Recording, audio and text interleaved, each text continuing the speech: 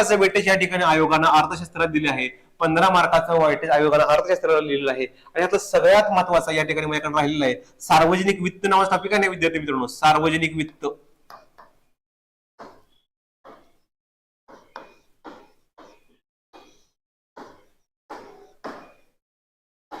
आयोगाचा सर्वात लाडका सर्वात आवडता टॉपिक म्हणजे सार्वजनिक वित्त.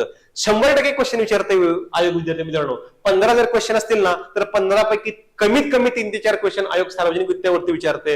तुम्ही कोणतंही रेफरन्स बुक वाचत असाल, देसले सरांचं वाचत असाल, कोळंबे सरांचं वाचत असाल, त्यामधून सार्वजनिक वित्त हा टॉपिक करणं हे मस्टच आहे विद्यार्थी मित्रांनो तुम्ही. ठीक आहे. त्यानंतर बघा बजेट. बजेटवरती आता नुकतेच जे बजेट आपलं डिक्लेअर झालं ना त्या बजेटच्या अनुषंगाने आयोग क्वेश्चन विचारतोय, ते करणं तुम्ही अपेक्षित आहे.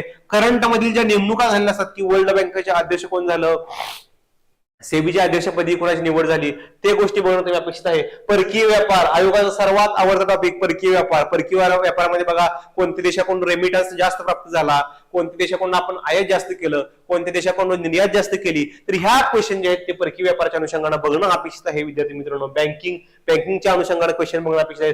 दारिद्र्य आणि बेरोजगारी सर्वात हॉट टॉपिक, सर्वात फेवरेट टॉपिक, जिथं आयोग प्रश्न विचारतोच, मी म्हणतोय सातत्याने प्रश्न विचारतो आयोग. कोणत्यावरती रे? दारिद्र्य आणि बेरोजगारीवरती आयोग सातत्याने क्वेश्चन विचारतोय.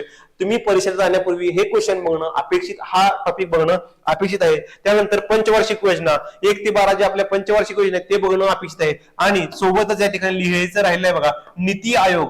एकदा आयोगानं काय केलं होतं बघा, नीती आयोगाचा लॉंग फॉर्म विचारला होता, म्हणजे एवढं बेसिक विचारलं होतं बघा नीती आयोग. नीती आयोग पण तुम्ही करणं अपेक्षित आहे. पैसा नावाचा जो टॉपिक आहे ते करणं अपेक्षित आहे. पैशाची प्राथमिक कार्य, पैशाची दुय्यम कार्य, ही जी हे जे विद्यार्थी मित्रांनो टॉपिक आहेत ते तुम्ही बघणं अपेक्षित आहे. ही चेकलिस्ट आहे